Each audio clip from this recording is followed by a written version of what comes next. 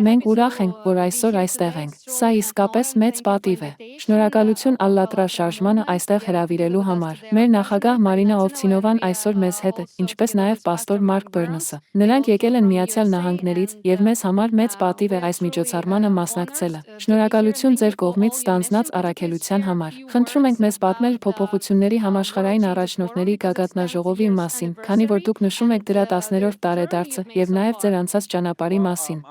Շատ ուրախ եմ հյուրընկալել ձեզ այստեղ։ Կարծում եմ, որ այն, ինչ դուք անում եք, անչափ կարևոր է, եւ դա իսկապես համապատասխանում է նրան, ինչով զբաղվում ենք մենք։ Շնորհակալություն պաստոր Բերնսին։ Հիանալի է, որ մեր գործունեության ճանապարհին կայանում է այս համագործակցությունը եւ որ դուք այստեղ եք եկել։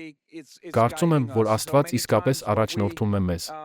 Հաճախ այն, ինչը թվում է պատահականություն, իրականում մի մասն է այն ուղու, որին վերապահված է փոխել աշխարհը։ Ահա թե ինչու ենք մենք կոչվում գլոբալ փոփոխությունների առաջնորդներ։ Մեր կազմակերպությունը կոչվում է EAS առաջադեմ ուսումնասիրությունների եւ համագործակցության ինստիտուտ։ Մենք հավատում ենք գիտական դիվանագիտության ուժին եւ աշխատում ենք տարբեր ոլորտներում։ Դուք զարմանալի աշխատանք եք կատարում եւ մենք իսկապես ողջավորված ենք, որ կարող ենք միավորել մեր ուժերը։ Ես տեսնում եմ բազմաթիվ հնարավորություններ համատեղ նախագծերի եւ փորձի փոխանակման ոլորտում։ Այսպիսով, շնորհակալություն, որ այստեղ եք եկել, կիսելու մեզ հետ այս առաքելությունը։ Եկեք շարունակենք միասին աշխատել եւ փոխել աշխարհը։ Մի քանի խոսք ձեր տրանսցենդենտություն, քվանտային տեխնոլոգիաները, արհեստական բանականությունը եւ մարդկության ապագան գրքի մասին։ Ինչպես են այս թեմաները, արհեստական բանականությունը եւ բարոյական ու էթիկական հարցերը կապված միմյանց հետ։ Մենք սկսեցինք աշխատել այս ուղղությամբ մոտ 10 տարի առաջ։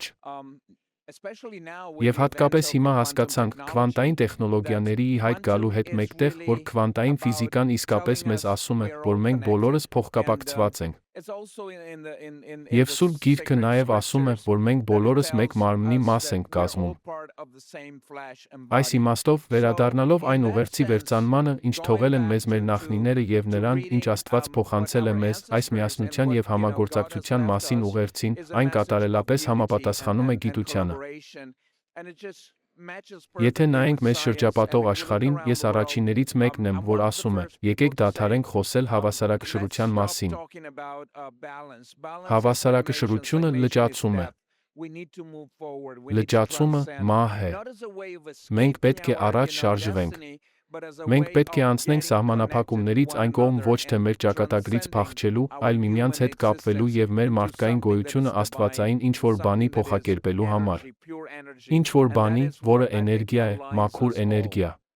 Շնորհակալություն, որ կիսվեցիք այդ ամենով։ Փոփոխությունների համաշխարհային առաջնորդների գագաթնաժողովը տեղի է ունենում Վատիկանի Պապական ակադեմիայում։ Ինչ դեր է խաղում Վատիկանը հասարակության մեջ բարոյական առումով այս դժվարին ժամանակներում։ Ես կարծում եմ, որ Վատիկանը եւ Պապական ակադեմիաները առանցքային տարրեր են։ Ես անձամբ ներկայացնում եմ Աստվածաբանության Պապական ակադեմիան, բայց վաղը մենք կհյուրընկալվենք Գիտությունների Պապական ակադեմիայում։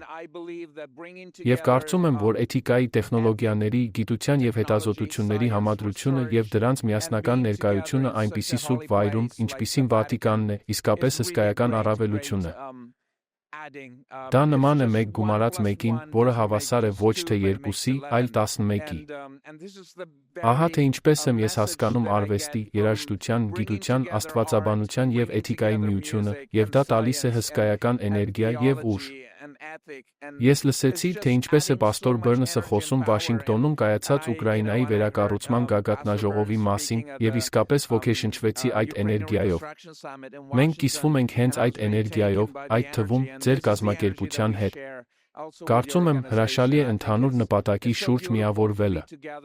Մեզ համար անհավանական հաջողություն է, որ կարող ենք կիսվել մեր գաղափարներով եւ ներկա լինել այսպիսի հրաշալի միջոցառումներին, ասելով, որ տեսեք, մենք միասին ենք։ Ահա դուք եւ հազարավոր մարդիկ մեզ հետ են։ Մենք հանդես եկանք ուղիղ հեռարձակմամբ եւ որքան հիշում եմ, մեզ դիտել է մոտ 70,000 մարդ։ Դա բաց շփվելու եւ միասին լինելու եզակի հնարավորություն էր։ Դուք նաև ելույթ կունենաք պաստոր Մարկ Բերնսի նախաձեռնած միջկրոնական համաժողովում, ինչ դեր եւ նշանակություն ունի հոգևոր դիվանագիտությունը ձեզ համար։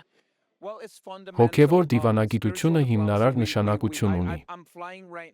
3 օրից ես մեկնում եմ Սաուդյան Արաբիայում կայանալիք համաշխարհային տնտեսական ֆորումին, նվիրված 4-րդ արդյունաբերական հեղափոխությանը։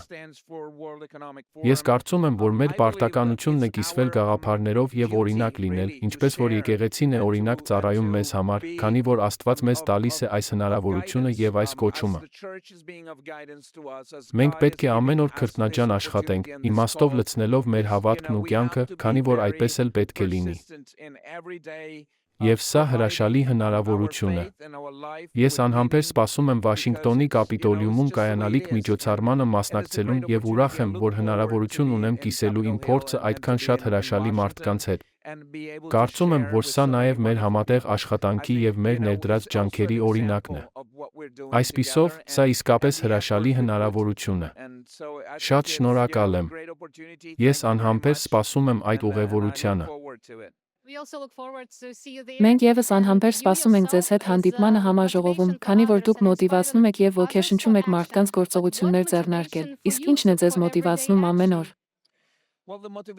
Իմ մոտիվացիան շատ պարզ է։ Ես երջանիկ եմ, որ կարող եմ կիսվել եւ տեսնում եմ, որ մենք ունենք դա անելու հնարավորությունը։ Կարծում եմ, մենք շատ բախտավոր ենք այն առումով, որ ունենք սովորելու եւ ճանաչելու հնարավորություն։ Եվ մեր պարտականությունն է կիսվել դրանով, այլ ոչ թե սեփականացնել դա։ Այսպիսով, մեր օրերում եւ մեր ժամանակներում, երբ բոլորը կենտրոնացած են իրենց վրա այս եսասեր հասարակության մեջ, սա հենց այն ուղերձն է, որն անհրաժեշտ է մեզ։ Մենք ասում ենք. ոչ, դա չէ ճիշտ ճանապարհը։ Ճանապարհը, որով պետք է ընթանալ, դա ընդլայնումն է։ Եվ սա այն պատճառներից մեկն է, որ ես չեմ սիրում կայունություն բառը։ Կայունություն բառը ծագում է լատիներեն արմատից, որը նշանակում է դիմադրել հավասար ուժով։